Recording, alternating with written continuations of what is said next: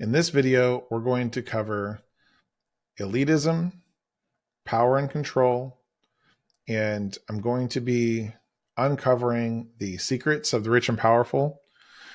There is a conversation, a national conversation, a global conversation going on right now about people in power, what it means to be rich and powerful, how to interpret what's happening with these rich and powerful people and what they're trying to accomplish, what their goals are. And I think it's time to reveal what it is that's going on underneath the hood of all human beings, and show you what it is that you should be doing once you understand what's going on, how to react to that reality. With that, we'll see you on the other side of the intro. Since the first spark of human thought, no pursuit has shaped our journey more deeply or elevated each new generation of man to new heights than the eternal pursuit of truth. From ancient wisdom to spiritual enlightenment and technological advancement, we've crafted cultures and communities to give our species its best chance to survive. Truth and justice stand eternal as humanity's compass. In this age of transformation, let their guardians rise anew.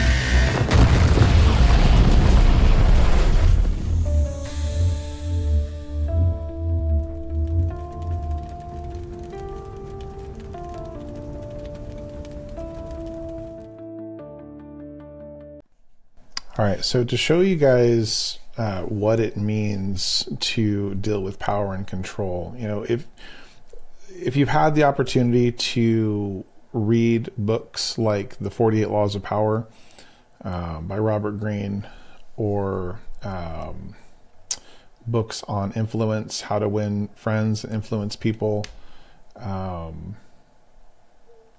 books on power of persuasion, then you'll probably have a pretty good foundation for what we're about to discuss. But right now, we're facing a major, like a critical moment in our culture, and it's really not just national; it's really international at this point. And you're seeing a lot of tension build. You're seeing a lot of disparity between the rich and the poor, and not just the rich and the poor, but also the people in control. And so what I'm seeing across the social media platforms, which is really just a part of the conversation, is that people are interpreting motives through their own lens. And that's what we do often, especially when we don't have the education necessary to and thought power to try to understand people from their own perspectives. We often apply our perspectives to what they're doing, and that creates a problem because not everybody holds the same values.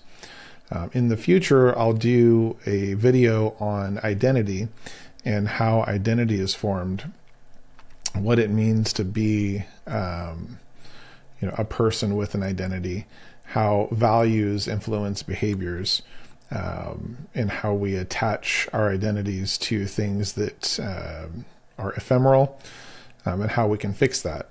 But for now, we're going to talk about power and control, because in order to talk about the elite, we have to first understand what's going on so that you can understand it and know how to move forward in your own life in the way that this video is. So hopefully that gives you a little bit of hope and motivation to watch until the end, even if it is a little bit messy. And so what we're seeing right now is we're seeing a bunch of disparity between the rich and powerful and the poor. And we often talk about like the middle class, right? And so we have really, you kind of have like these three groups of people, right? You've got the poor, the middle class and the rich and powerful. And the thing that is happening is like, this is the way that what this is called a frame.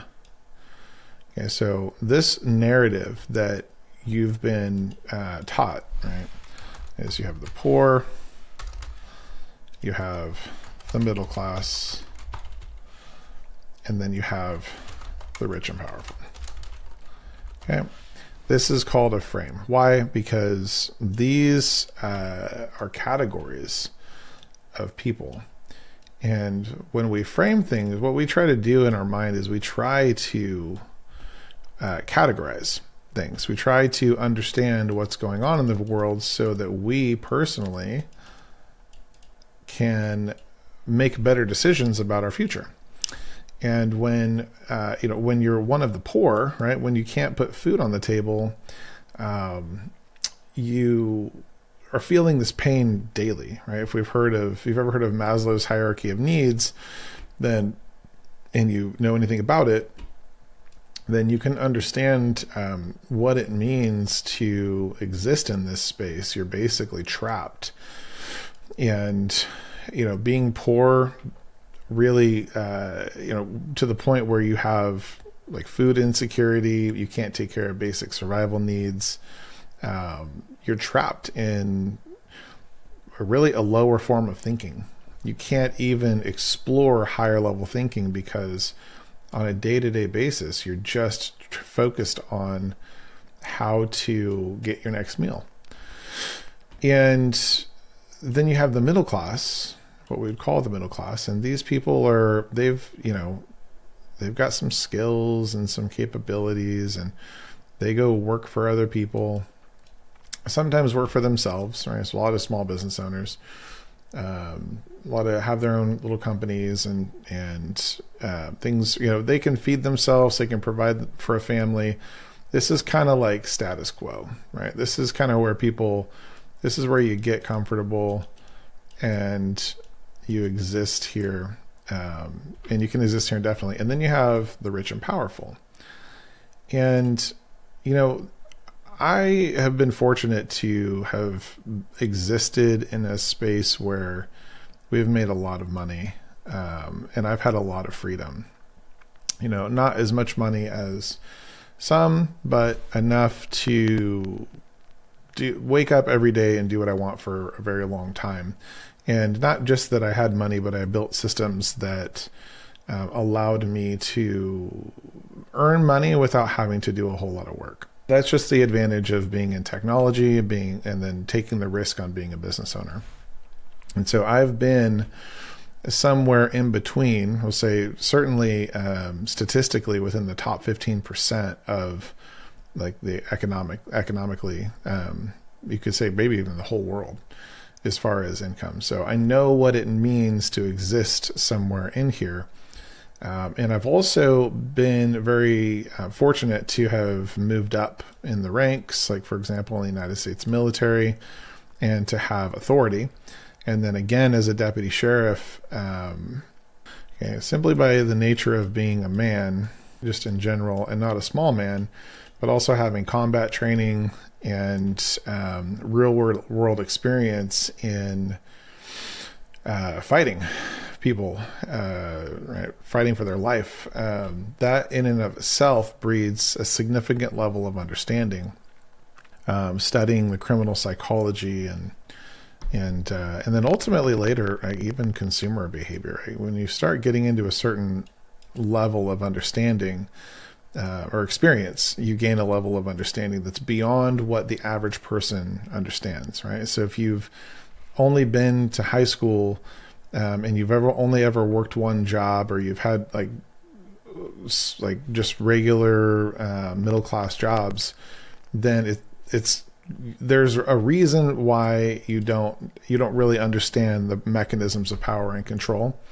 And it's because you were never granted the experience to understand those, right? And that's intentional, right? That's intentional.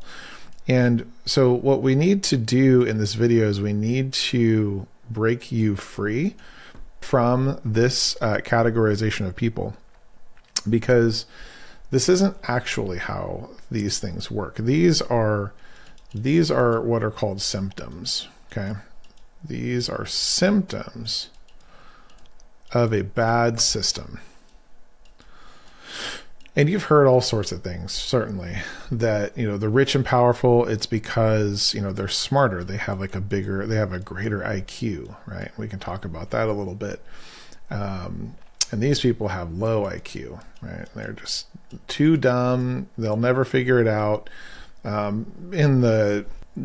Historically, right, people have used all sorts of justifications. Like, for example, in America, the justification for slavery is that black folk were not smart enough, right? They were less than human. They were half a human, half a person. And anything that people can do to justify their power and control, they'll do. And, IQ is the current one. Money and capability is another one. But ultimately what people will always want to do is say, well, I'm smarter than you, and so I should be rich and powerful. And, at the end of the day, it's like, well, we do want smart people to lead, but what we don't recognize is that that's never what society intended. That's never what we intended when we built a society. See, so what actually happens is this. There is no civilization that was built on the back of the rich and powerful. There's only civilizations that were built on the back of the individual. And at the time, these individuals were smart enough. They were smart enough to come together, and they decided, right, they did the math and they figured out that, hey, one, what do they say? One is none, right? So 1 equals 0, right? And 2 is 1, right? 1 is none and 2 is 1. And what that means is, what we're trying to do here is we're trying to survive. Okay. This is the game that we're all playing. In case nobody ever told you, the game that we're playing is survival. And you go, oh, that's not the game we're playing today. No, it is the game we're playing today. Okay. You may not be aware that that's the game that you're playing, but that's by design. You are not aware that what you're playing is a survival game, and that is by design. It's also a symptom of you existing in a society where surviving is easy, where technology has made it so that you can survive without a whole lot of effort.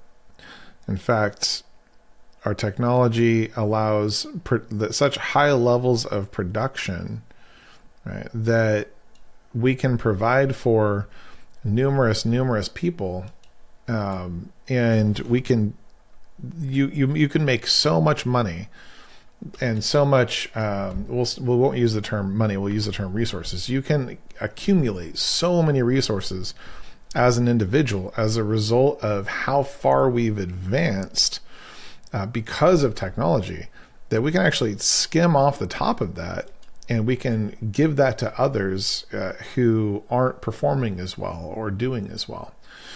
And right now, we're doing that through taxes. We used to do that through the church. Right? We used to do that through the church, through nonprofits, and now we're doing it through taxes, which we call socialism.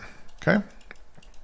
So this is what's going on right now. Is we've had people, we started with a couple, right? And now we've grown, and now we just have a whole bunch of people.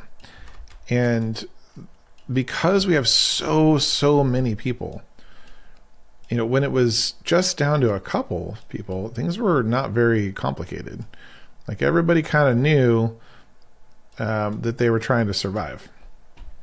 Okay. And it wasn't confusing because every single day these people had to wake up and they had to go get the food, and they had to bring it back. But because today, we call these levels of abstraction, right? Because today it's like, oh, we've built technology that allows us to store food, right?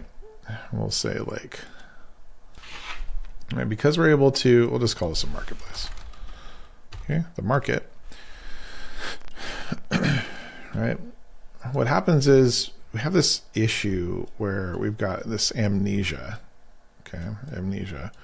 And these people have no idea how to survive. The way that they survive is that they rely on the institutions, which you can say like products and services, technology, principles that have been built over time from their ancestors, but they don't understand how they got there. They just understand like they were born today, right? They were born in this era, and they were born in the era of the market. They were not born in the era of hunting.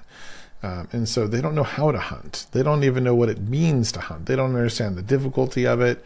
Why would you ever hunt? We're just going to, if I need food, I just go to the market and I come home and then I put that food in the fridge and then it's there for me, right? I just come home and I put that thing in the fridge, and it's like I just wake up in the morning and I get myself a cup of coffee, and here's my fridge and there's my food. And that is to the majority of people in first world countries, how you survive is you go to work, right? You go to work for somebody, they give you a couple bucks, and then you go home and you can trade that at the marketplace, and then you can take that back and put it in your fridge. And this is what is called or known as the rat race, right? This is the rat race. And so you go like, why are you telling me all of these things? Well, the thing is like, this is what you live in this system. You go to work, you get a couple bucks, you go to the market, you go to the refrigerator, you go to work, you go to the market, you go to the refrigerator. And if no one ever tells you, no one ever helps you understand what's going on, then you're just going to live in the system until you die. And that's a tragedy, because this isn't actually what's going on. Because there are people out there who actually know what's going on. And the problem is that we all think that, not we all, but some of us, right? Some of the people who have figured this out, who have taken the time, taken the risk, we've figured this out, that it's better for you not to know.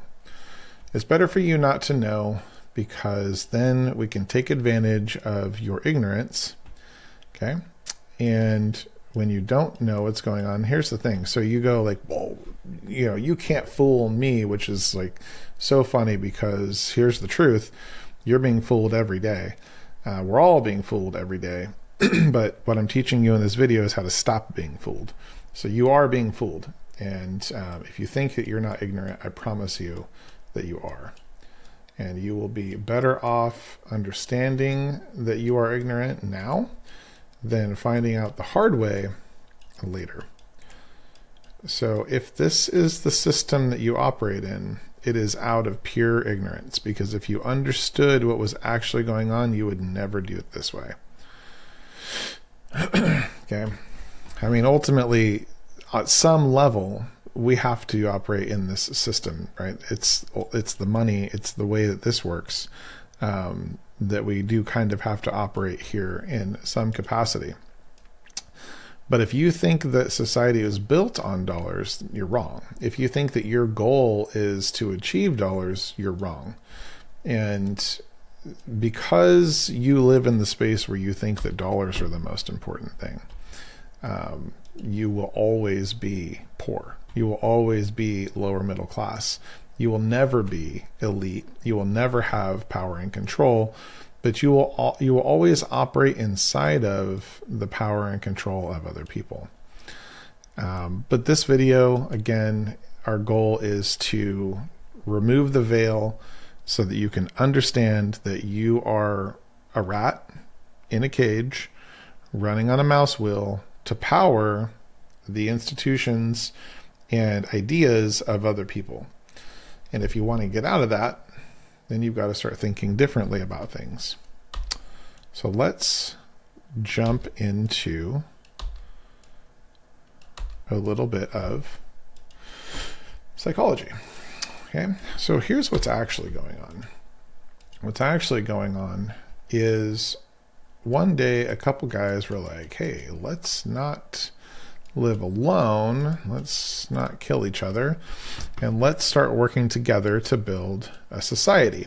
Because they don't know this. This isn't like, they're not consciously aware of this. Right? They don't even have language at this point. But they don't want to die. That's what they do know, because it feels bad. Like pain feels bad, fear feels bad, anxiety feels bad. And they have to work a lot, and they have little families at home, little Johnnies, right? Little Johnnies and Susies. And mommy is not, mommy's not a warrior. She's cannot physically capable of protecting little Johnny and Susie from the big bad wolf, from the bears, right? And so they realize, like, oh, it's better, we do better together, right? And so they form this agreement, this union, this bond, and they say, hey, and if you want to learn about morality and how this stuff works on the underneath of the veil of morality and the social contract, or what I call the implicit agreement, you can watch the previous video.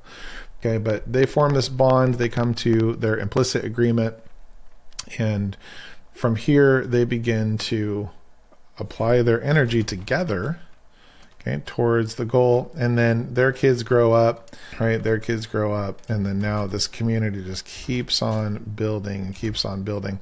And what happens is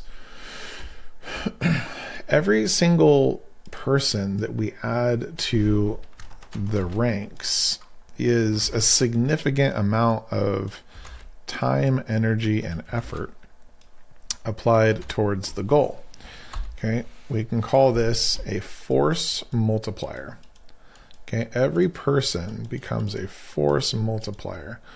Okay, we're all smart people, right? These are all smart folks, and it's like men and women, right?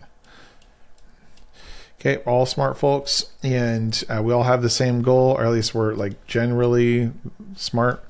And we begin to organize, right? So we begin to organize around the goal, which again, don't ever forget, it's to survive, okay?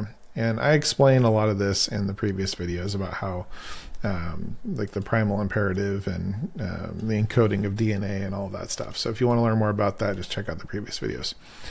But we're all trying to survive. And the thing is that we're adding more time, energy, and effort.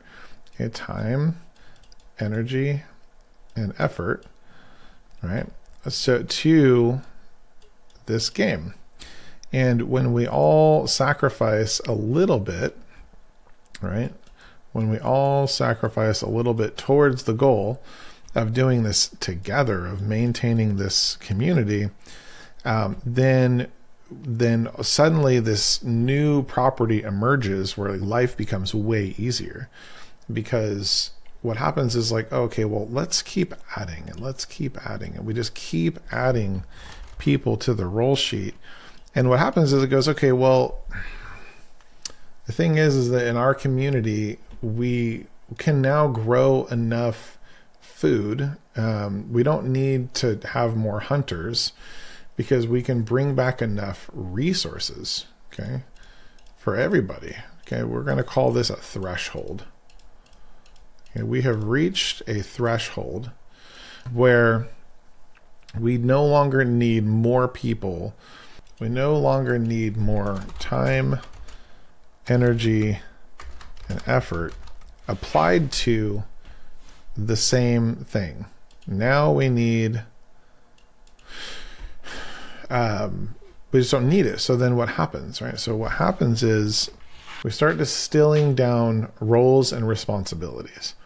So because we don't need any more hunters, because we have enough food, because we don't need any farmers, because we have enough food, and what we find is like so other needs emerge as a result of this.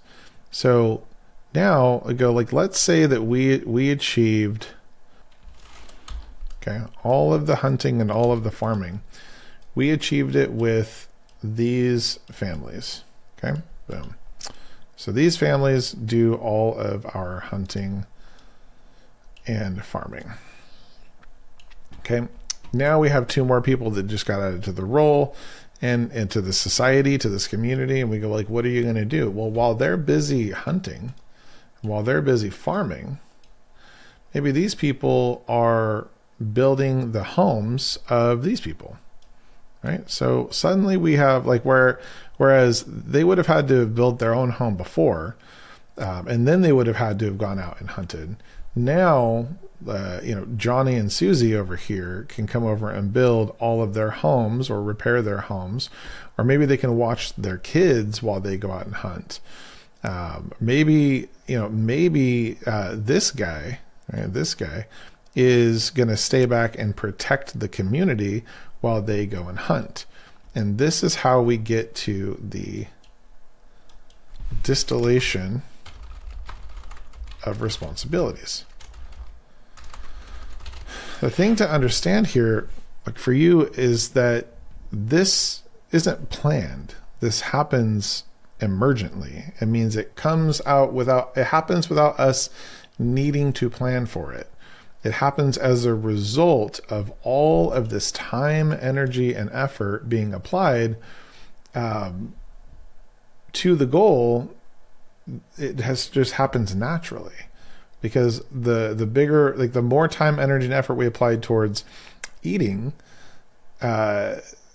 we reached a threshold where we didn't need that anymore. And so the need arose, or the ability to separate concerns emerges from that application, okay, of time, energy, and effort, because of the force multiplier effect. Okay, so this is what's going on. Now, as we continue to grow, right, just imagine now that like this keeps happening and happening and happening, and we just keep growing this community. And it's like, remember, over time, people die, one, and over time they reproduce. And if every 2 people reproduces 3 people or 4 people, then this is going to grow very quickly. Right? And it's going to grow faster than we can fully grasp how all of these things work. And so this is what it looks like, after a few generations. And suddenly it's like, oh my gosh, we have so many people. And again, we only needed to add a few hunters, so it's like, here you go. Like, here's all the people who are responsible for hunting and farming. And so we're going to call, and now we're going to give them a name, right? It's like, how do we categorize these things? We're just going to keep distilling and distilling and distilling. And this is just an idea of how to organize. It's just an abstract idea. Okay. Idea. So we're going to put a little light bulb, boop, right? And someone has an idea and they go, okay, these are going to be the gatherers, right? They're going to be responsible for the food. And then like these people are going to be responsible for the security. And it may not happen like in exactly this order, but just understand like this is how it happens. Right? And these people are going to be responsible for maintenance.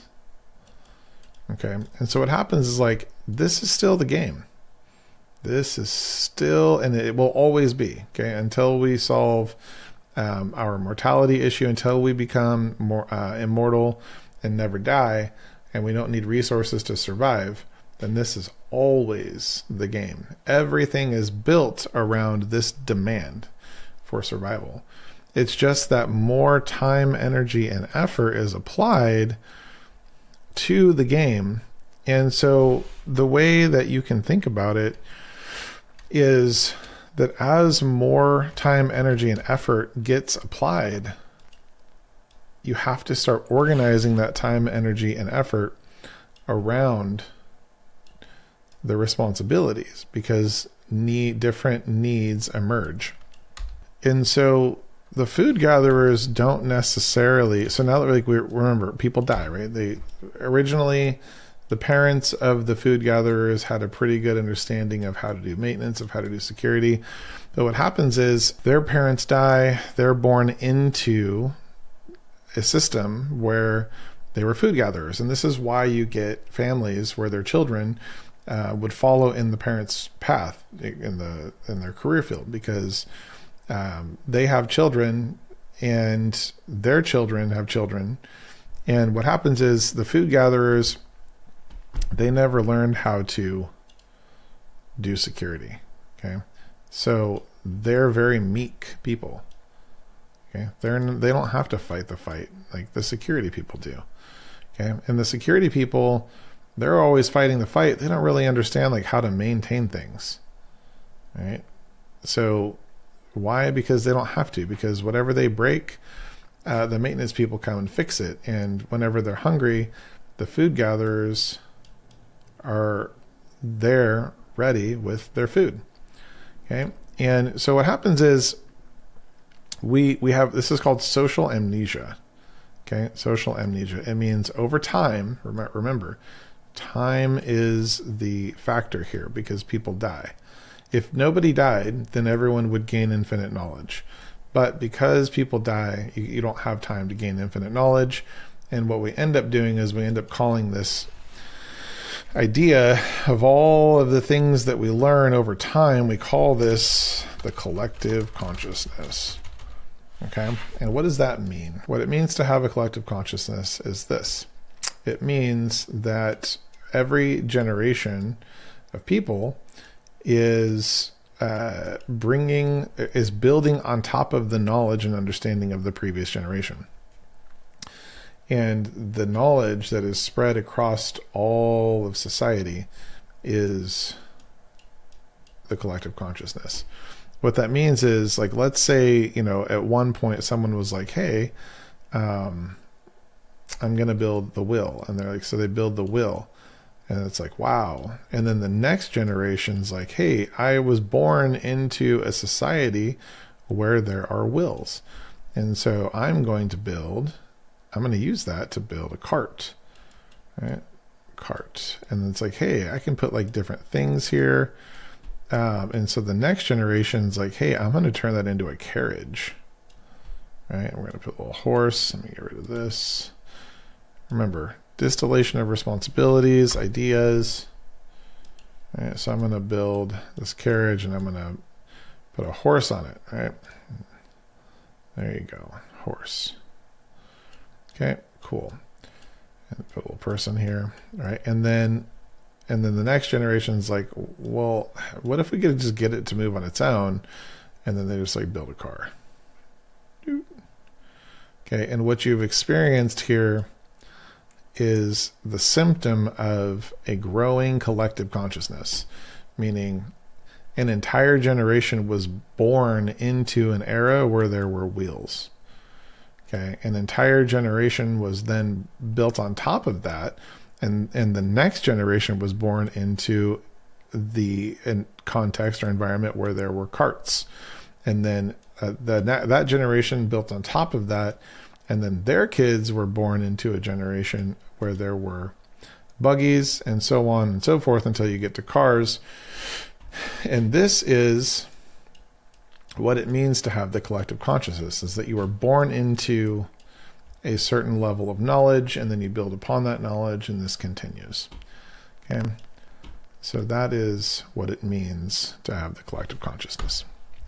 Okay. So now let's come back. We're back at the survival game. And what happens is we've now have like all these distillation of responsibilities, and I'm just going to put that here because it's important to understand. It just keeps happening. It never stops. This distillation of responsibilities never stops. Okay, as more time, energy, and effort is applied to the problem, we will continue to have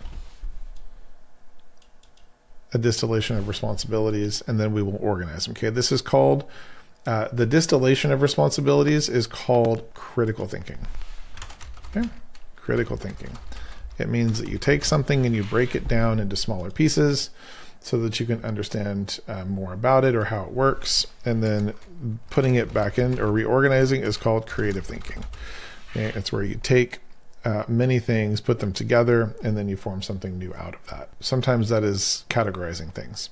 Okay, so critical thinking, creative thinking. Now, what happens when we have conflict? We have all these people, right? And all these people have are playing the same game, right? So they're all like, we don't want to die. And so, but they're born into this context and they have this social amnesia and they have no idea. They really don't understand the system that they're operating in.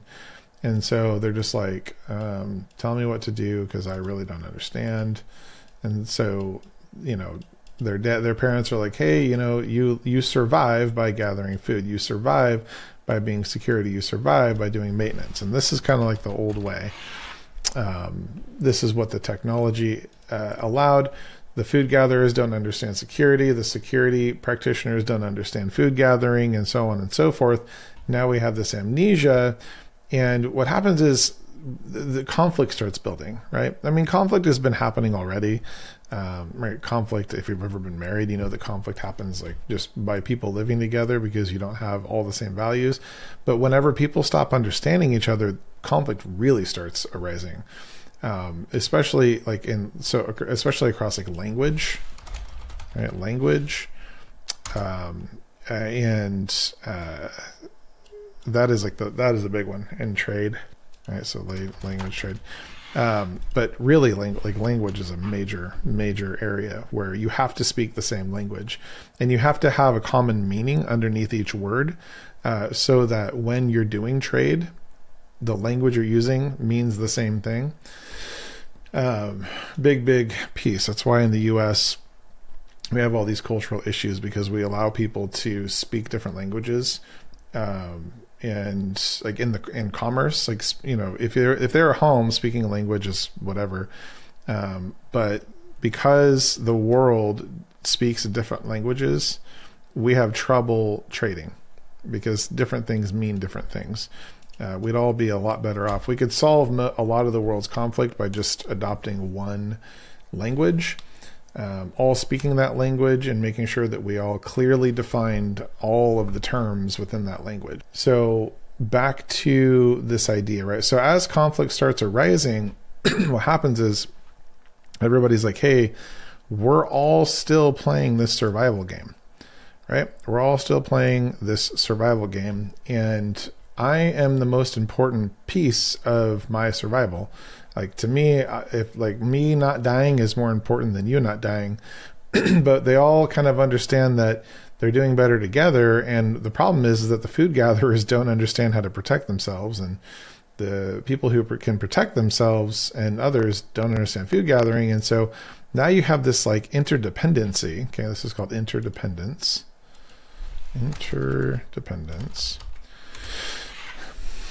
And you can't really break away from each other. So what do? Like, well, you form what's called institutions. Okay.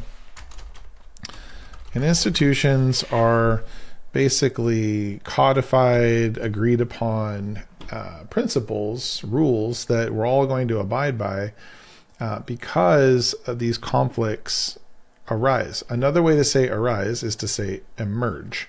Okay, if you remember from earlier in the video, we talked about emerging problems or emerging solutions, emerging needs.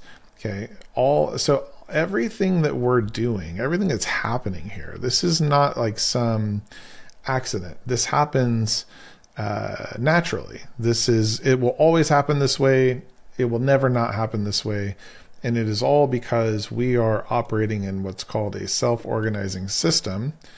And if you want to watch either the previous video, you can watch that, learn a bit more about that, or you can go to Google. But we are self-organizing around the game. Okay, so this is all natural. You can't change this. It'll never change. If you try to change it, you'll die. They'll kill you. Basically, that's why revolutions happen, because when you screw with the system too much, the organism kills you. And what you need to understand, what you need to learn and you need to understand here is that this is an organism. Okay, this is an organism, and this is an organization of organisms. And it's also an organism. So this is an organism that has a certain amount of time, energy, and effort that it applies to the problem, which if you remember, we talked about collective consciousness. So you have your individual consciousness, and then you have all of these problems, right? Because normally this would be one person, right? One person alone in the wilderness is a food gatherer, takes care of their own security, takes care of their own maintenance, and follows their own rules. But because we have more than one person applied toward the same problem, right? We can also think about this as a single organism, and then this is also why we can understand how things emerge. Okay, so now we have all these people, and they're all interdependent, and they're all playing the game, and they can't really leave each other, but they have these conflicts. And of course, one group is prioritizing itself over the other group. And so they form these institutions. And so now, but the thing is like when you form the institution, an institution is just like an idea. And so to enforce these institutions that we create something called government.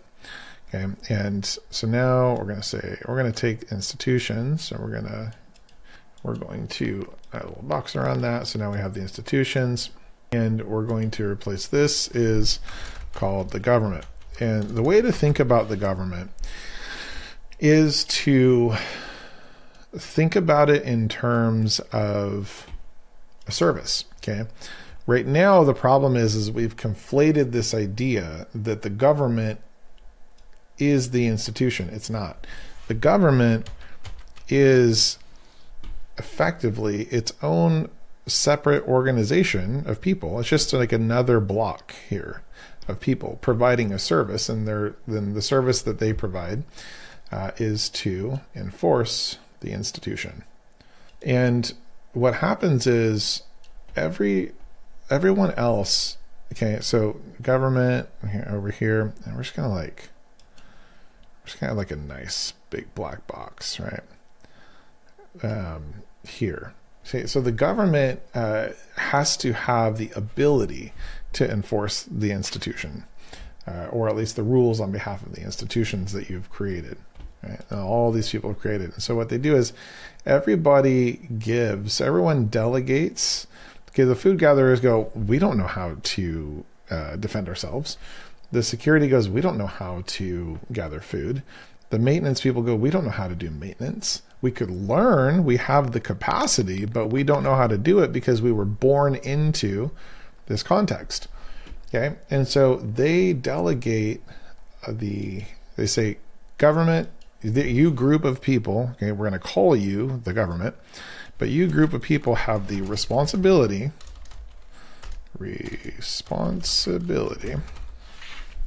and authority.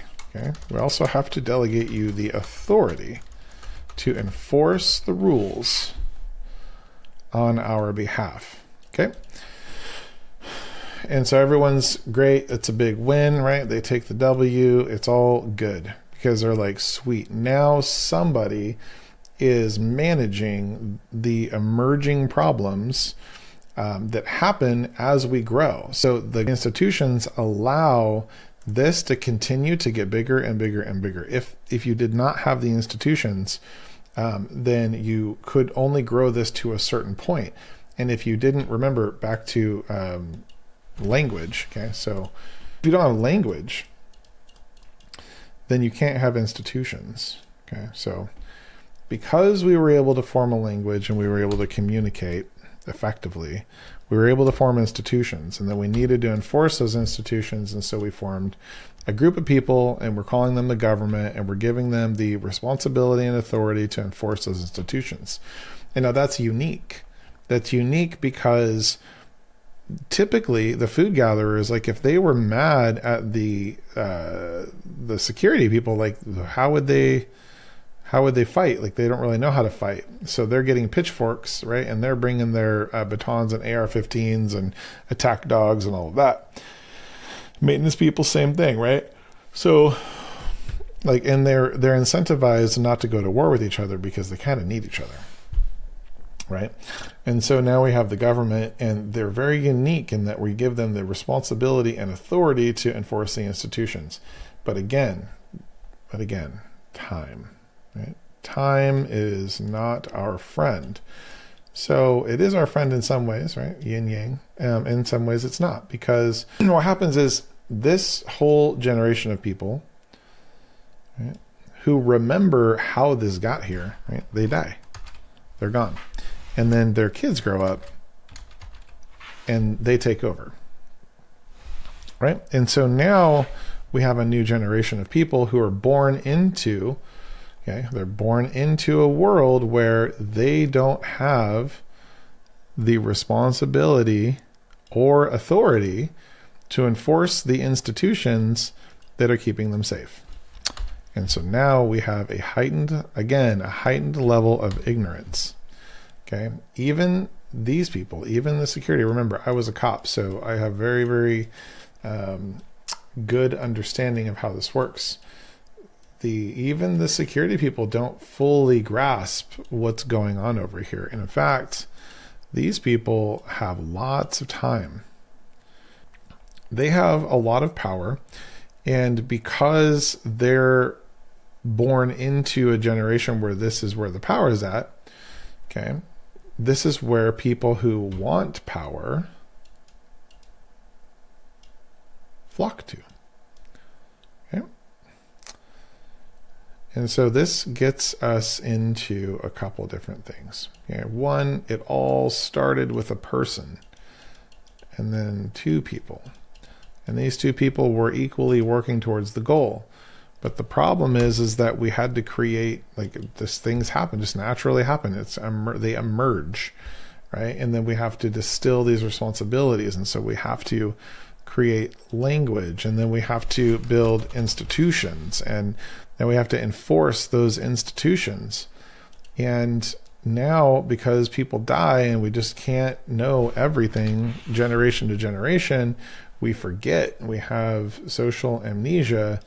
And now everyone thinks that this is the way that the world has always worked, and it's not. So the people who want power, they start flocking over here, and they start changing the way this works, or the way it's supposed to work, to better fit their need or their desire for power and control. Okay, and so now this becomes an entity in and of itself. And what happens is these people don't know anything about how power and control work. Like generation to generation, like they don't know how to fight. They don't know how to make laws. They don't know how to fight. They don't know how to protect themselves. Now, the only place that all of this thinking seems to come from is from the government. Because all these people are smart, right? These are the smartest people. These are the smartest people. They come here, they get an education, and then like they have kids, like so, and right, so and then what do? They're like, hey, we get money, right? We get all the money and all the benefits and all the favors because we kind of exist in this little bubble called the government. And everyone begins to think like, because of the amnesia, generation to generation, it's like they have no idea how it works. So you have this massive level of ignorance that is just perpetuating, right? It's perpetual. It's people are born into a system, they operate in it, and they die. And then as more and more people start filling the ranks, these problems get distilled more and more. But the thing that remains the same is the government. Okay, the government. And more people, as they enter into society, more problems emerge and more institutions are built. As an example, the problems that we're seeing now today, a lot of the mental health problems, a lot of the transgenderism, a lot of the LGBTQ problems, a lot of the depression, these are also emergent properties. This is the problem of identity. And it's not just transgender identity problems. People go through multiple phases of life with identity problems. Like, for example, when you hit puberty, you have an identity crisis. When you have to go into the marketplace these days, you have an identity crisis because you really don't know. It's not like everyone who's named Smith is going to be a blacksmith anymore, because we have advanced our technology so far that people can kind of learn how to do what they want. And that is also a function of the institutions that we've built right over here, where we're saying, okay, one of the things that we need to do, one of the problems that emerges is this ignorance. And so, like, how do we solve this problem? Well, the way that we would solve this problem is through public education. So here's an institution, public education. Okay.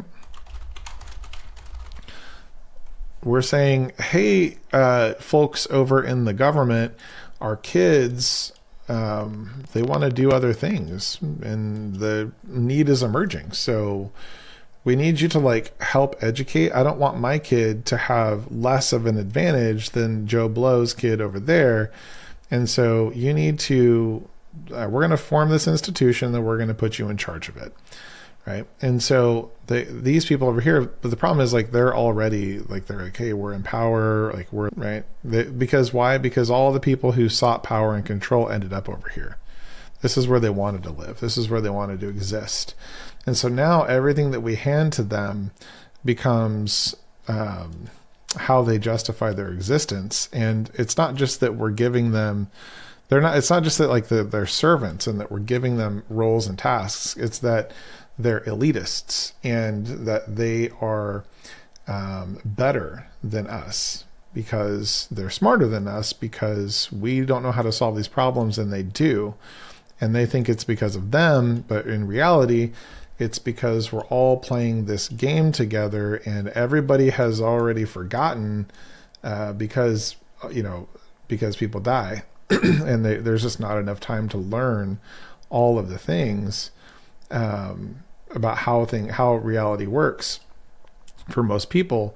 And so they go, well, I'm going to play on your ignorance, and that, guess who gets to decide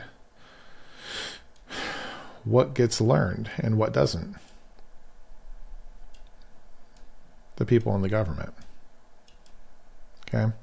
So whereas the thing that would actually help here, right, would be language, right? Learning how to all speak the same language, learning how to deal with conflict, right? Emotional intelligence, learning how to negotiate, gaining some level of diversification where, maybe the food gatherers, we don't require you to get into adulthood until later in life. And so we give you like 18 years to learn. And so maybe we do a little diversification. And so we had that. If you remember correctly, we actually had that. And the way that we had that was through like civics class, where you learn history, home ec, where you learn like the basics of being at home. And why do we have to do that? Well, we have to do that because, again, as we distilled these problems, all these people had to go work outside the home. And then after World War II, we had a bunch of moms leave home, and they had to go into the workforce to replace all the dying men. And that created its own so an emerging problem, right? So emerging problem where, and it's so abstract. It's so abstract for the average person to understand. People who are historians and who have some again, diversification into sociology and psychology, people who work in the government, the CIA, right? Those 3-letter agencies that get to have all the knowledge, right? Where all the knowledge accumulates, they understand these things. Okay, they understand these things. In fact, they teach their people. You can watch like any Andrew Bustamante video, and you can see that he's obviously been taught about how all of this works. And so those people get to learn because they get to exist here. And so what happens now, and let's just like, let's rework this a little bit so that we can maybe better visualize what's actually happening. And so we're going to delete this. And now it doesn't really work like this anymore. Now it's more like more sense. Okay. Cool. And so now this is how it works. So now rather than interdependence, we have dependence. All right. And why is it that we have this dependence? We have this dependence because over time, people forget. Actually, over time, people die, and then society forgets, right? Like, you're not taught these things. It's not even really forgetting. It's actually that you were never taught. So we call it social amnesia, but that's really not an accurate way to depict what's going on. And so this is kind of what's happening today. Right? What's happening today is we've got the government out managing all these institutions, and they are ruled by a very small set of people who are in the know. Okay, so very, very important for you to grasp, understand, is that this is what's actually happening today. And it's happening this way because no one has ever taught you that you were always capable of all of these things, and you actually didn't. That's like, you do need society, right? You do need that if you want to live a nice, easy life. But because we've allowed this emergent system, because we haven't put the right principles in place, because we've allowed language to separate us, because we've allowed the people who manage our institutions, right, the government, because we've allowed the people who have been in government to operate the way that they operate, we have given up our understanding of how all of these things work. And what that has allowed is people who seek power and control to go take those positions. And slowly over the last, this is a tale as old as time. And that is ultimately why we have now in our current country, we have a constitution, we have a Bill of Rights, and we have a decentralization of authority into the three branches, because our founding fathers saw that these things keep happening, right? They were very, very smart, very educated, especially the people who came over. Some of those people, they had this knowledge. And so they were able to come together and say like, hey, it doesn't work this way. And now, 250 something odd years later, we again have allowed our government to subjugate us and make it so that we don't understand what's going on. And what's really happening is that all of the people up here are laughing at all of the people down here. And they're saying like, look at these idiots who are talking about like taxes and tariffs. Like these people don't even understand how institutions work. They don't even understand how, incentive structures work. They're just sucked into their televisions. They're sucked into sports games.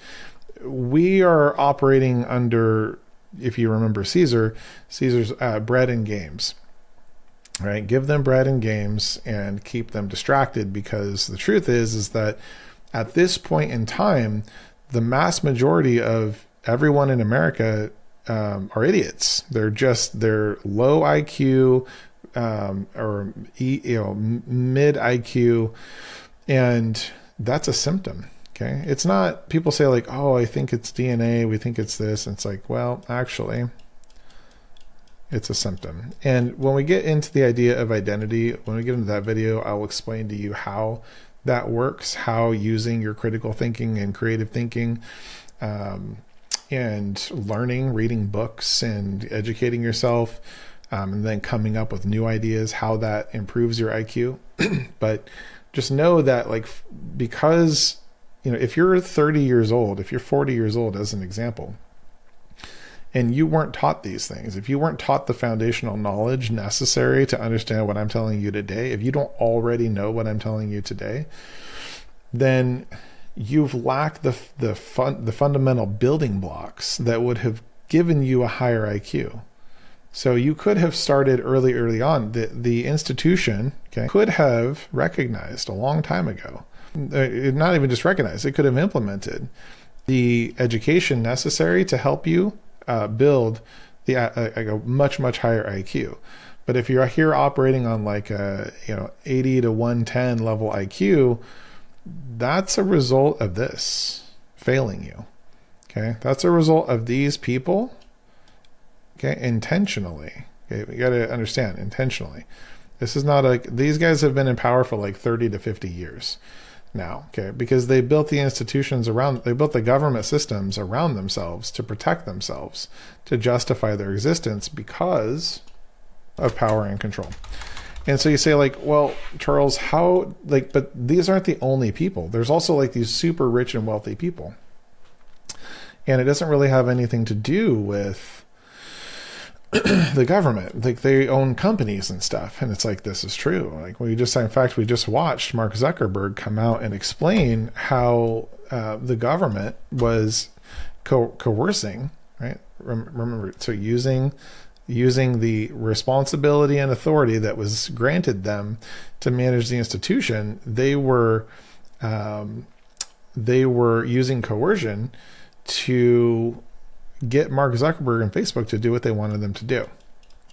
And so there are other people out there, the Elon Musks of the world, the Mark Zuckerbergs of the world, these people who have massive amounts of money, wealth, which is also a form of power, especially when they're incentivizing these people, saying, hey, we'll donate, right? But the problem is, these people, they don't necessarily need your donations anymore, because as we're discovering through this whole Doge and USAID, these people found out how to get in, basically how to control this little segment of the population that was news media, and they could control the messaging, right? So here, let's just say, like, we're going to call this the CIA. Okay, call this, actually, yeah. So we're going to call this USAID. Just but really, let's just call this the intelligence community. Okay, intelligence community. Intelligence. Okay, so they figured out, these folks up here figured out that through the intelligence communities, they could control the part of the population that was spreading the news. Okay. And when you have control of the news, then you have control of reality. Because remember, you don't know that much. You're not that smart. You're not that educated. Everything that you believe, because you have to go to work every day. You got to go do the thing you're specialized in. The thing that you go to work every day and deal with, is keeping your attention. It's stopping you from learning. And so, in understanding all these things, like, you're not going to know what they know, and you're not going to know what they know, and you're not even going to know what they know or what they know. You really have this very narrow window of your understanding of reality. You just don't have that much experience. Think about it. Like, if you haven't left your hometown, maybe you haven't left your home state, maybe you've never traveled outside the country, your knowledge is very, very small about how the world works. If you've never worked in government, if you've never worked in any other industry, like if you've never owned a business, then your knowledge is very small. And that's by design. So you should be mad about that. Like, that might make you angry. Like, screw you, Charles. Well, good. Like, you should be mad about that, because if you're paying attention, it's by design. Okay. And so what's happened is, these people in power, they realized they didn't even need the people with money anymore because they were able to control through their intelligence community the news.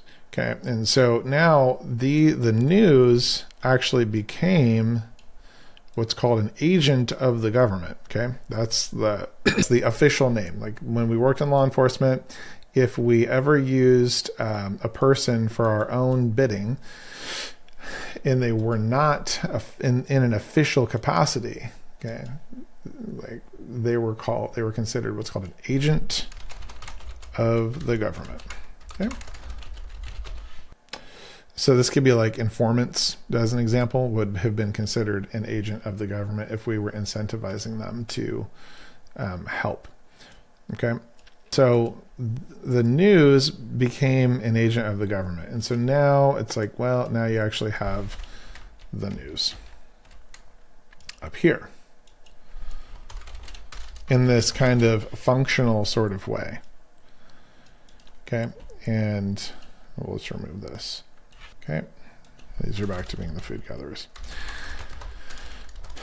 All right. So now we have this, like, hopefully have this better understanding of what's going on right now, because we've talked a lot about everyone's still playing this game, and you're like, Charles, it doesn't make any sense, dude. Like, how is it that all of this is going on? And it's like, you're not that old. Okay. You were only born, like, if you're watching this video, the likelihood is that you were born less than 70 years ago. This game has been being played for thousands and thousands of years. So if no one's ever taught you this, just understand that welcome to the very first lesson on how power and control work inside of emerging societies. This is how it works. When you have the incorrect principles applied, this is what happened. Power centralizes around knowledge and information. And so which again, back to intelligence communities, right? They know how it works because they were part of the government and no one else. Everything else was distilled down, right? Distillation of responsibilities. So distillation of responsibilities happens naturally, and power centralizes around knowledge and information. So you have these generalists, these government, these politicians who don't have to do any of these things, but they get to learn a lot about a lot of things. Okay. And that's why I'm sharing this with you. You really need to understand that, like, you think you know a lot, but your understanding of reality is tiny. Okay. It's very, very small. And they're using that against you. And so you're like, well, what should I do? We're getting there. Okay. But I want you to understand a few things first. The thing that you need to understand, probably the most important aspect here, is that these people are playing the same game you are. They know more than you do. Okay, they know more than you do. But our founding fathers were like, they were smart. They were like, hey, you know what? This is always going to happen, and so we have to give these guys guns. Okay, we have to allow the people to defend themselves. So the things that you cannot delegate, okay, and this is very important because this is kind of where we are today. The things that you cannot delegate to the government, okay, are speech. Let's just say thought. Okay, thought, speech, and self-defense. So these are the three that you cannot build a wall around or an institution around. Okay. When you do, we see what happens by, like, so look at what's going on with the education system. Okay. Because they were controlling the education and because they were not allowing people to learn what they needed to learn to become educated enough to play in these spaces, you ended up with a problem where, again, back to people want their children to do better than them, and they want their children to have an advantage. And there's over here watching all of these other things happening in the meantime. They're watching, like, all these kids. So one example was recent, was within the last, like, I don't know, 5 years, 8 years, something like that. They found all those celebrities were paying off colleges for their, and celebrities and politicians paying off colleges so that their kids could go to these prestigious colleges, so that they would have the knowledge, right, which is actually status and authority. So, but again, so people were like super mad, right? Because they're like, well, what about our kids? So it always comes down to this. You cannot build institutions around thought, speech, or self-defense if you want your civilizations to thrive. Okay, so every single human being has to have the ability to defend themselves against whatever threat may come their way or might reasonably come their way. If you take that away, then your civilization will fall apart over time. It may take 100 years, it may take 500 years, but folks, people will not, just like the neuroscience supports this, okay, they will not allow you, the organism, okay, will destroy you because you can't protect them. And remember, the entire reason that they join a community, even if you have allowed them to forget, is for their survival. It's to improve their chances of survival. So at some point, right, and this is where you're getting this whole idea of being woke, people wake up to that and they're reminded that, hey, we're all playing this game and I shouldn't be living in poverty while Elon Musk has $400 billion. So what's going on? But they're dumb. They're not smart people. They're not educated. They're not bad people. We're not morally superior to them, but they're ignorant because of social amnesia, because the institutions made them that way. Right? Last generation did not protect the future generations by ensuring that they had all the knowledge they need to operate in the society. And what that did was that created a disparity, right? It created a gap between the people who knew and the people who did not. And the people who knew became the haves, and the people who did not know became the have-nots. And that is why we have all of these folks. Well, that's why we have the Nancy Pelosi's of the world who are making millions and millions and millions of dollars while selling you a bunch of lies. Because Elon Musk and Zuckerberg and all these folks, they're not these people. They're these people. But they might have known someone, or they might have had an opportunity. Maybe their parents knew someone, gave them an opportunity, and so they had the money, right? And so because they had the money, they were able to go to the nice colleges, and so they were able to get to move up in the world. But for everybody else, if you didn't play in this space, okay, in the government or the oligarchy, okay, then you were always going to be poor. It was always going to happen that way. And it will always continue to happen that way. This is not like something that you're going to fix unless you fix some of the problems that we're going to discuss in a minute. So what happens now is, let's just talk about, again, remember, power and control and elitists. So the Elon Musks of the world and the Zuckerbergs, they're not the enemies. Okay. The Joe Rogans, millions, and these people with millions and millions and millions of dollars, they're not the enemy. They have simply operated inside of a system that favors knowledge and information.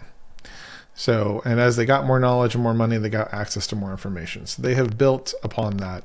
Meanwhile, everyone else has been left in the dark, and everyone else will continue to get left in the dark unless you fix the problem, which is this: public education. Okay. If you don't fix the education system, like why is it that there's a stock market and that you don't know how to use it to make money? I don't know how to use it to make money. I know that the stock market is built on emotion and or it like moves up and down with emotion evaluations. And now there are algorithms that they run on algorithms that you can't realistically fight. But again, remember, this is an organism too. And that's how we ended up seeing the whole GameStop situation, because this organism started using the internet and they started fighting back against this thing that they didn't have. They started using power of numbers, right? And so, like, that's just, you have to understand that you cannot, and again, this is for the leaders, because I want you to understand that if you don't back off and if you don't set this up right, you're going to die. And if you don't die, it'll be your kids, because you're going to try and put your kids in power, and then your kids are going to die. Whoever it is that is in power, just remember that this organism absolutely 100% chance every single time will organize, and it will kill you. And it will stop the thing from happening. So what you have to do is we have to, one, understand what's going on. Two, we need to do what the government was intended to do, which is manage the institutions properly. And we've got to, as a society, we have to return all of these people back to servanthood. And we cannot allow these people to gain in power and influence, which means we can't allow the positions to gain power and influence. And that's where you get the idea of term limits, is nobody should be put in these positions for so long that they become aware and learn how to manipulate the people. Everybody should be educated on a high level before they're 21, let's say. They should be given all the life experience they need to be divergent, right? To be have the ability to move around in these fields. Maybe they specialize in one, but they should, at a bare minimum, know how to defend themselves, which is where a lot of these gun laws come from, by the way.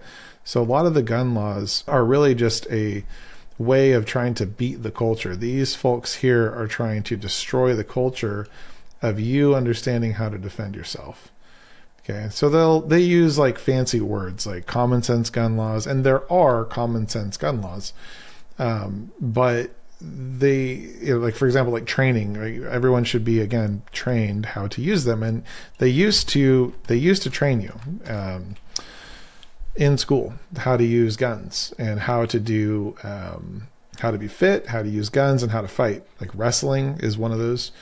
And then martial arts is another, right? They should be teaching you in public education how to think, how to speak, and how to defend yourself. And the other thing they should be teaching you is conflict resolution, right? How to get along well inside of here. And then those should be like the foundation, right? And then on top of that, the technology, right? And so what's happened now, and you can see this today, is artificial intelligence has now emerged. And artificial intelligence is, again, just an emergent function of all of these people saying, hey, you idiot oligarchs that have been trying to keep us under your thumb, we have the guns and we have the freedom, and our founding fathers gave us like this like room to innovate. And so what we did was we created artificial intelligence, which ultimately represents the dissemination of knowledge and information, because now you can get a PhD in your pocket, right? And so what you're going to see is exactly what we're seeing today, where all of these people who were managers of the institution, okay, they're going away. You're seeing this right now, real time in February 2025. You are seeing all of these people get cut because we no longer want or need these managers of the institutions. A lot of what we do is going to be run by artificial intelligence. And so these folks are like super scared because remember, they're also part of the social amnesia. They were born into this too. And they don't know how to have anything except for power and control, because they've been working at that their whole lives. In fact, I think Joe Biden had like a 50-year career in politics. So if you tried to put that dude at the head of a company, it was never going to happen. If you tried to put that dude, he doesn't have the skills.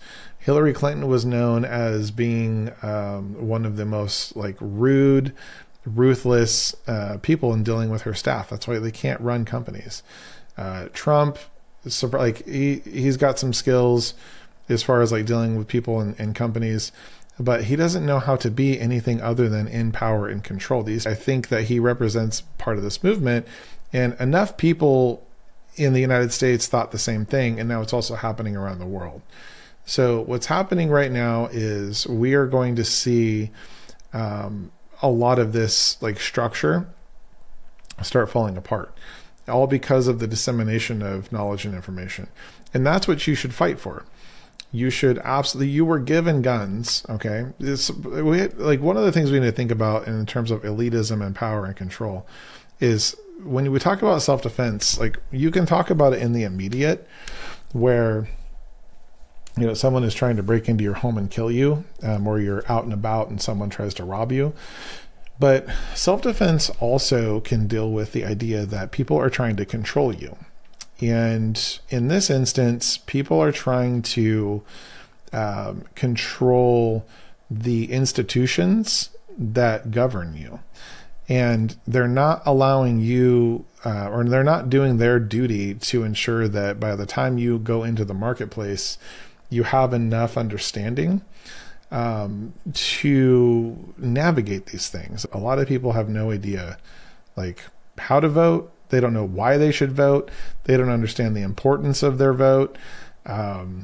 These people try to make it so that lots of people can't vote, right? Like everything's a felony all of a sudden. And people who have, for some reason, who have committed felonies can't vote. That makes no sense. The guy who embezzled $100,000 and who's a felon can't vote. That doesn't make any sense. He still has to live in the community, and he still has to be a part of society, and he still needs access to all these resources, unless you're going to give him the death penalty. But he still should be able to vote because he's still a member of that community. So what they're doing is like they're trying to take away little bits at a time. Okay, this is like the boiling frog analogy. You see this stuff in movies, like it's in stories everywhere. But they're trying to, a little bit at a time, take away power, and they're giving you justifications for taking away that power. And as a result of that, you just keep getting pushed further and further down. And it's like kind of funny to me. Okay, so we're going to get into like a little bit of the psychology of this thing. Okay, it comes from in this one little thing right here called insecurity. Okay, so anybody who's ever seeking power and control, okay, is like, so if they're running for office, just period. If anyone's running for office, they are seeking power and control, period. And the reason that they're doing that is out of insecurity.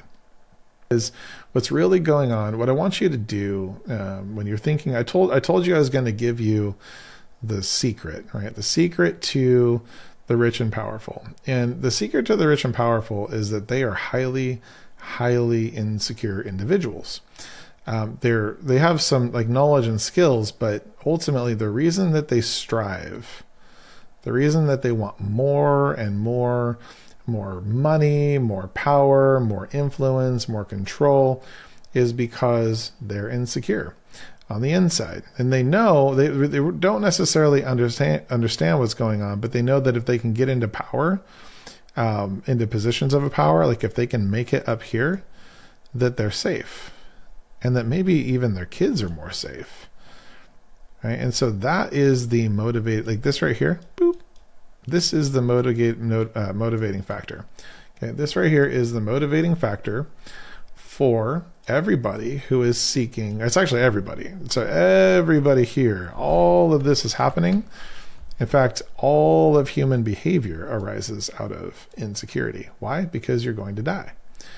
So because you're going to die, you're trying to beat that, right? And you're trying to ensure that your kids have a better life than you.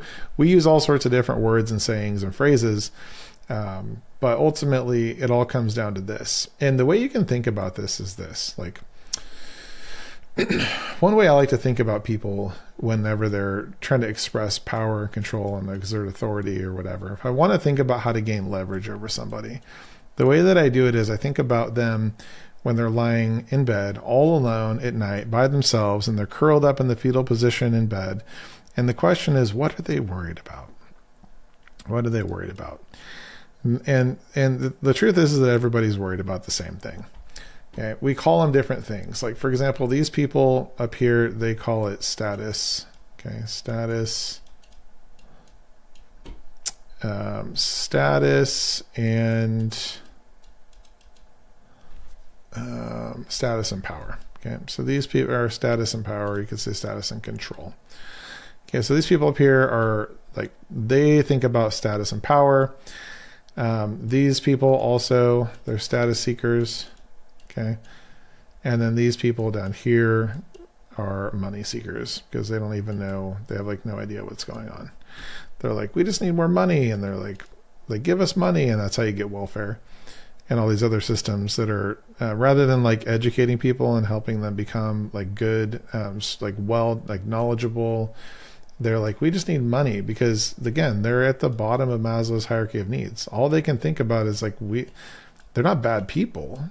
They're not bad people at all. They could be very smart people, but they can't be smart because they can barely feed their kids. Right. And so like, it used to be these guys had the stable jobs, and that's scary. Like when the government, this sect of society that was divvied out, right, to help manage our institutions, when these become the stable jobs rather than the servant jobs, that's not good. Okay, because these people, this is where all the power and knowledge and information is going to accumulate. Okay, they have the authority, and so you don't want any one person to exist there. What you need is really, really strong, what are called explicit or explicitly written institutions, which is how we got the Constitution. So we need so like all that back to insecurity. And they're like, how do we quell our insecurity? And it's like, oh, okay, like, let me get rid of this. Power and control. Okay, power and control. Actually, I'm going to change that. Power and control. Okay. Power and control. Status seeking. Okay. And money. Okay, so they're like, we will sell our time for money. So these people seek status, these people seek money, and these people seek power and control. And it's all out of the same mechanism, which is insecurity. So this is really the problem here, is when people are insecure, they want to become secure. And when they don't understand, like when they're not very smart, because we've had so much social amnesia, they have no idea how to,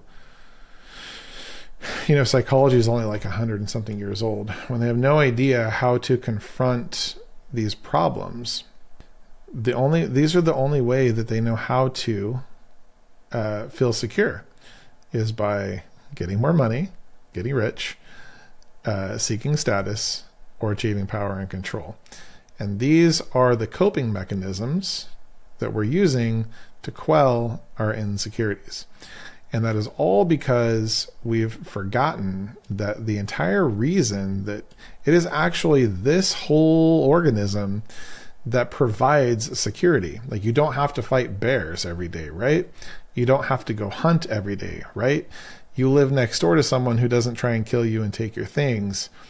But still in your mind, you're unaware, and you're not sure why you feel this level of anxiety and anticipation, and I'm going to tell you right now, the reason that you have all of the anxiety and all the anticipation is because you don't have awareness. It's in your subconscious awareness that your brain is doing the math and going, I know I need to be doing something. I just want to figure out how this all works. Well, guess what? This is how it all works. This is not how it is supposed to work.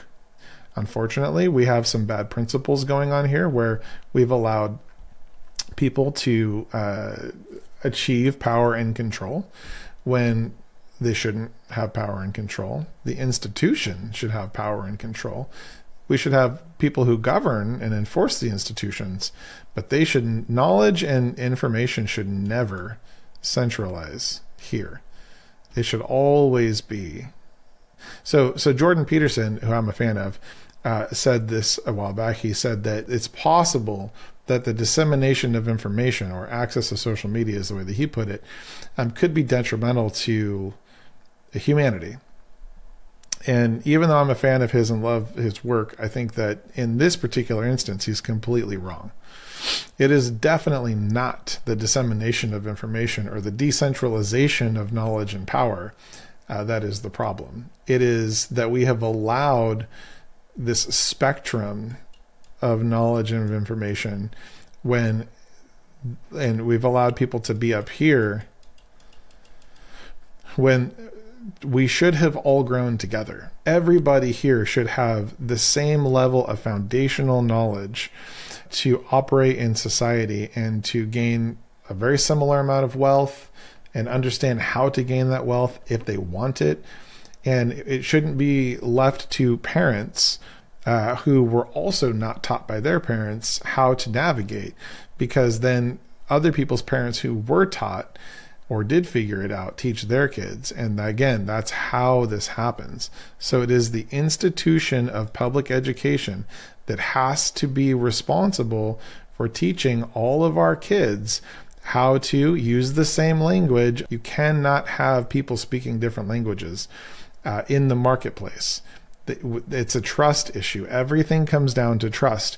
If we don't understand each other, we can't trust each other. And if we can't trust each other, we can't trade. And if we can't trade, then we can't build society. Language is meant to communicate, and that's it.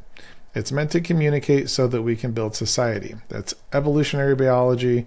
If you say you're a science person and then you're trying to argue otherwise, you're not a science person. You're just a moron. So we have to have it so that everyone's speaking the same language. We have to have it so that everybody understands each other. And we do need to build the level of foundational knowledge so that every child is required to reach a certain level of proficiency in operating in our society. There should be no child that is graduating the 12th grade who does not have a 12th grade reading level. We should not have a national average of the 6th grade, and in the Bakersfield community, the 3rd grade. High school graduates reading at 3rd grade and 6th grade levels. That is a failure of the institution as a symptom of the way that this power, or the way that this power and control, this knowledge and information has filtered its way to the top. So if you guys want to solve this problem, okay, and by the way, this is not just like, this is all of society, but if you want to understand this, you can see this happening in your workplace. You can see power and control in your home. The thing is that control is always used to quell insecurity, okay? So when people are using control to quell insecurity, that's what you're looking out for. But I don't want to divert from the path, because what we have to understand is that if we want to have a flourishing society, then you need free and fair trade. And the only way that happens is by building up these institutions properly, organizing people properly, providing them a basic level of understanding so that they can operate inside the complex systems, the distillation of responsibilities. And we cannot allow social amnesia to destroy our community over time. You cannot do that. You have to pass down this generational knowledge. It has to move from one person to everybody.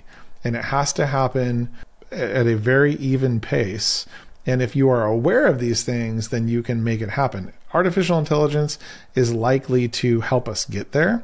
It can definitely help us get there if the people in charge right now, one, are willing to start this process of decentralizing power. And if they're not, remember, self-defense, okay? There's a reason the founding fathers gave you guns. So I do want to point this out. Okay? I do want to point this out because, you know, you can go back to the previous video to understand how morality works and how society is built. But always keep this in mind, okay? Every day you wake up and you don't kill everybody in your society and take their stuff, it's because you're agreeing to live peacefully and sacrifice your own personal desires of want and need to have peace and safety. And as a result of that, your kids are safer. Okay. But at some point, okay, and this is the whole social amnesia. Okay. It wasn't like that far removed years ago that you could literally just kill the people who were trying to maintain power and control. But that was removed as a function of public education, because I don't know, you tell me, when did you learn self-defense? You didn't. You probably didn't, and your kids probably didn't, unless you did it as an extracurricular activity, because these people don't want you to understand that you have the power to defend yourself. They don't want you to have guns, and they don't want you to learn how to fight. They don't want you to be aware that you can fight. They want you to think that you're just going to be down here gathering food. You're going to be maintaining civilization. You're going to be doing whatever they want you to do, enforcing the law. And they, come here, work the intelligence, do what they say, spread the information they want you to spread. Okay. These people up here, okay, they are, especially right now, they're not your friends. And that's why you're seeing them get destroyed in the media. Okay. And thank God that it's peaceful. It's happening peacefully. Because if it didn't happen peacefully, which is kudos to our founding fathers. But if this did not happen peacefully, it would have happened violently. And that might have been within the next few years. It could have been within the next 10 years. It might still happen violently, but right now it's peaceful, and that's a positive thing. Okay. But just remember that all of these people, they're still playing the same game you are. Okay. It's the same game. They're just using power and control as a mechanism to play the same game you are. Okay. You're selling your time for money to survive. They're seeking status to survive, and they're using power and control to survive. But they're still playing the same game, and they're just as vulnerable. Actually, they're more vulnerable than you are, because the likelihood is that, so in order to get here, they had to first seek status. Okay. And that's why blackmail works so well with these guys, because they had to seek status, meaning they had to maintain a reputation, which means they had to hide all the bad shit they did. Because every single person does bad stuff. We all do things that we don't like, or that are bad, or that we think are morally wrong. But these guys hide it. They hide it, and they maintain a reputation. And then eventually they move into seats of power and control. And then they die. And then their children do the same thing. And then we have dynasties. Okay. But just remember that a simple shot to the head, okay, boom, one bullet to the head, and this person as an idea is gone. So I'm definitely not condoning murder.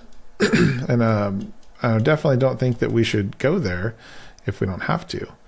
But if things get really, really bad, they could have killed Hitler a long time ago, a long time before he was allowed to move into power and take control. But when your knowledge level's here, and you're subjugated to the point where you don't even understand that you have the ability to defend yourself, then to fight back, then you're afraid. They're we have to have this structure. We depend on these people, but you don't depend on those people. Actually, they depend on you, giving them that power, that responsibility and authority. So again, this is how you can think about self-defense. If your government comes after speech first, is how it'll go. If they tell you what you can say and can't say, then they're telling you what you can think and can't think. And they're telling you and maybe not what you can't think and can't think, or think and can't think, but what your children will be able to learn. So that's what's important, is that if they control your speech, then they're controlling the thought patterns of future generations, which is really bad for their survival. And then if they're controlling, and then you want to stop them, they're going to stop you from learning how to defend yourself, because they've controlled speech and then thought and then self-defense. So remember, these people who are using power and control, they're very easily killed. And if they're not killed, they're very easily leveraged. Okay. Because why? Because they're playing the same game. They have families too, right? They have little Johnnies, right, that they're trying to protect. And the only way they know how to do that is by having power and control over you. So they have wives and they have husbands and they have children, and everything about this family unit is what they're trying to protect. It's just the mechanism that they're trying to protect it with is power and control. So never forget that you have leverage, because remember, you have to agree to live in here. As soon as you no longer agree that you want to function inside of society, then you become, let's say, become an enemy of the state, right? But you also don't have to live under their power and control. That is a choice. And you don't have to live inside this rat race. That is also a choice. Of course, we want peace, and so you don't want to destroy all the institutions. And this is where you get like the Sam Harrises and you get the Eric Weinsteins talking about, like, you don't destroy the institutions. Okay, the institutions are not the problem. They need to be observed and they need to be fixed and to operate in accordance with biology and evolution and human behavior. But you don't destroy the institutions. You destroy the people, or you destroy their positions. Like, and let me rephrase that. You don't destroy the institutions. What you do is you disincentivize being in these positions. Okay, if you disincentivize government, where you're not using popularity contests and encouraging status seeking, but this becomes kind of a drudgery, kind of a servant place where they have to serve the people, and it's only for a limited time because they're required to get back into community. You don't allow 30-year bureaucrats. You just don't allow it, because the people in government allow, like, when you do that, you allow knowledge and information to centralize, and then that's how you get into the situation of power control. So do not allow this to happen. Stop the popularity contests. Make this very structured. Make it so that people can only come in and out of these, and they're only in there for short periods of time. Maybe they have an era of learning. Maybe it's a 2 to 4 year program for learning, and then they have to hold those roles. Maybe it's through a lottery system, because the thing that we've been taught, the mistake that's been made, is that we think that these people are special. They're not. They're not special. They just have knowledge and information. Okay, real-time information, but they're not special. They've worked their way up through here, but they're not special. So you remove them by disincentivizing them moving through here. And you don't vote. Trump is an idea. He's just a guy. He's a placeholder for an idea of a whole bunch of angry people who are tired of the institutions failing them and their kids. Okay, so we vote on institutions. We don't vote on people. We vote on ideas. We don't vote on people. So we shouldn't really have popularity contests to allow people to seek power and control.